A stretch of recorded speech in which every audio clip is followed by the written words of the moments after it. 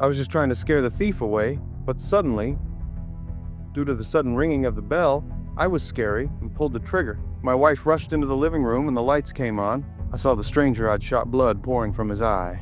My hands were still shaking when the police arrived at the scene moments later. The sheriff identified the intruder as a wanted criminal named Freddie. He told me not to worry, it was clearly self-defense. To close the case, I needed to head down to the station to give my statement. Eventually, we started cleaning up the bloodstains. By morning, the whole town had heard what happened. The sheriff told me the intruder would be buried the next day. But I couldn't help wondering, did this guy have any family? The sheriff said he had a father who was serving time in prison. But here's the thing, his father was being released today. But after receiving a call from an unknown number, I got seriously nervous. The person on the other end didn't say a word.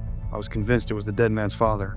Out of fear, I didn't sleep at all that night. I sat in the living room on high alert until dawn. The next morning, I decided to go to the cemetery to see Freddie's grave. But as I sat in my car, an old man suddenly appeared beside the window. I knew it had to be Freddie's father, fresh out of prison, and what he said next absolutely terrified me.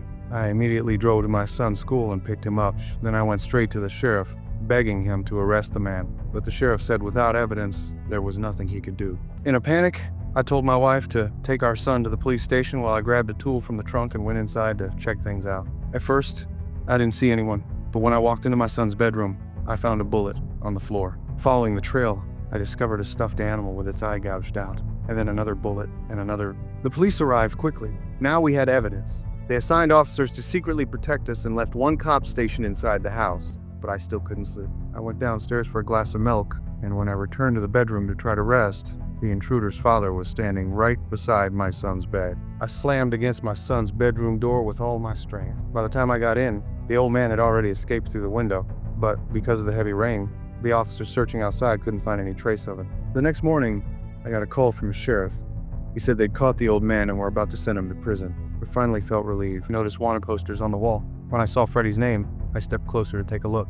To my shock, this Freddie wasn't the man I'd killed that night. I showed the poster to the sheriff and asked him about it, but he insisted this was the same person I'd shot. Before I could get a clear explanation, the sheriff rushed me out of the station. But I knew I hadn't misremembered. So that evening, I went back to the station to ask more questions. That's when I saw the sheriff and his men loading the old man into a car. They drove to a spot near some railroad tracks and injected the old man with a sedative. Then they laid him down on the tracks. They'd even staged the scene to make it look like he'd passed out drunk. Watching this unfold, I was completely stunned. If I hadn't actually killed Freddie, why frame me for it? And why were they trying to get rid of Freddie's father? Before I could process what was happening, I heard the train approaching. After a moment's hesitation, I made my decision. I needed to know the truth, so I rushed out to save the old man.